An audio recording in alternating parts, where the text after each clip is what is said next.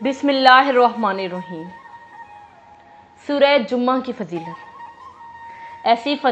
ایسی صورت جو میاں بیوی کے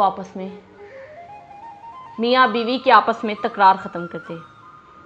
اگر آپ چاہتے ہیں کہ آپ دونوں میاں بیوی کے درمیان ساری پریشانیاں، دکھ، لڑائی جھگڑے ختم ہو جائیں، اگر آپ چاہتے ہیں کہ آپ کے دلوں میں ایک دوسرے کے لیے محبت پیدا ہو، اگر آپ چاہتے ہیں کہ آپ اللہ تعالیٰ کے بتائے ہوئے بیوی اور شوہر کے حقوق ایک دوسرے کو پورے کرنے لگ جائیں، کیا آپ چاہتے ہیں کہ آپ کی تمام پریشانیاں، دکھ، آپ کا شوہر آپ کی بات سننے لگ جائے یا آپ کی بیوی آپ کی بات سننے لگ جائے، تو ایک ایسی صورت جو آپ کی زندگی کو بدل کے رکھ دے، ایک ایسی صورت جو آپ کی زندگی کو بدل کے رکھ دے، اور وہ صورت ہے سورۃ جمعہ۔ سورہ جمعہ۔ سب سے پہلے ان سب سوالات کے جوابات جاننے کے لیے سب سے پہلے اگر آپ ہمارے چینل پہ نئے ہیں تو ہمارے چینل کو سبسکرائب کر دیں، لائک کر دیں اور کمنٹ کر دیں۔ اگر میاں بیوی کے درمیان بے اتفاقی رہتی ہو تو اس سورت کو کھانے کی چیز پر 5 دفعہ پڑھ کر دم کر کے دونوں کو کھلائیں۔ اس سورت کو کھانے کی چیز پر 5 دفعہ دم کر کے دونوں کو کھلائیں، انشاءاللہ دونوں کے دلوں میں محبت پیدا ہو جائے گی، پیدا ہو جائے گی اور دونوں کے درمیان جو لڑائی جھگڑے کی صورت بنی وہ ختم ہو جائے گی، اور لڑائی جھگڑا ختم ہو جائے گا اور دونوں میں اتفاق و برکت پیدا ہو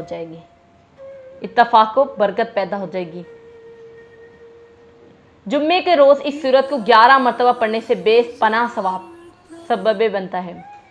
جمعے کے روز اس سورت کو 11 مرتبہ پڑھنا بے پناہ ثواب کا سبب بنتا ہے، اور اللہ تعالیٰ اس سے راضی ہو کر اس کے نامہ اعمال میں 10 گنا زیادہ نیکیوں کا اضافہ کر دیتا ہے۔ 10 گنا زیادہ نیکیوں کا اضافہ کرتا ہے۔ یہ سورت فرقین میں نا اتفاقی کو ختم کرنے کے لیے بڑی مؤثر ہے، لہٰذا اگر کسی میاں بیوی میں لڑائی جھگڑا رہتا ہو تو اس کو چاہیے کہ ہر جمعے کو فجر کی نماز کے بعد 3 مرتبہ سورۃ الفاتحہ کو پڑھیں اور پانی میں دم کر کے خود بھی پئیں اور دوسروں کو بھی پلائیں۔ انشاءاللہ میاں بیوی میں محبت پیدا ہو جائے گی۔ اس عمل کو 7 جمعے تک کرنا ہے۔ پابند وقت بننے کے لیے اس سورت کو 40 روز تک نماز اثر روزانہ پڑھے، انشاءاللہ اس میں پابندی وقت پیدا ہو جائے گی اور وہ نماز پڑھنے میں بھی پابند ہو جائے گا۔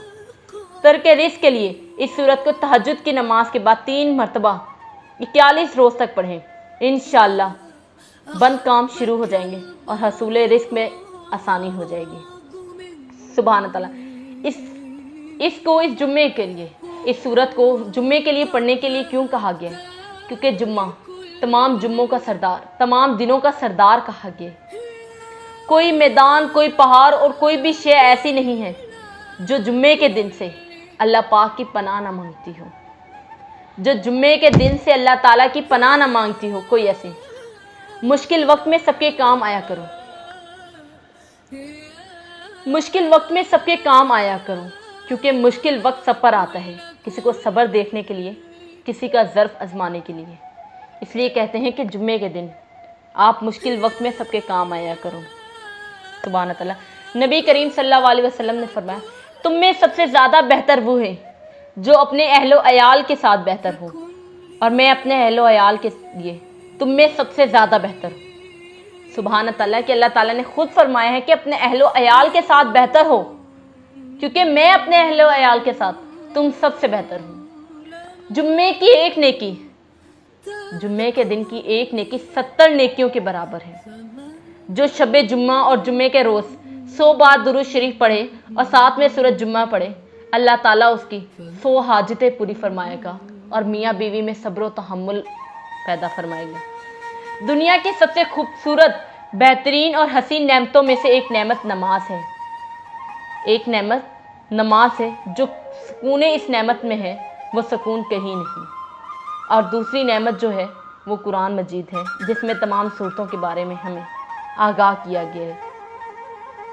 حضرت جابر بن رضی اللہ تعالیٰ عنہ سے روایت ہے کہ رسول اللہ صلی اللہ علیہ وسلم نے فرمایا، بندہ کے اور کفر کے درمیان نماز چھوڑ دینے ہی کا ہی فاصلہ ہے۔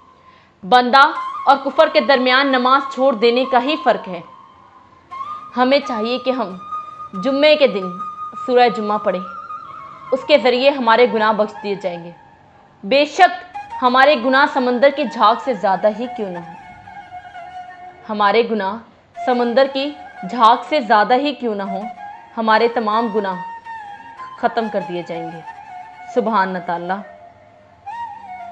और इससे बड़ी और हमें क्या फजीलत चाहिए कि हमारे तमाम गुनाह माफ़ कर दिए जाएंगे और हम अल्लाह ताला के खूबसूरत तरीन बंदों में से हो जाएंगे। सूरह जुम्मा को इसलिए जुम्मा कहा जाता है कि इसमें जुम्मा पढ़ने का हुक्म दिया गया है।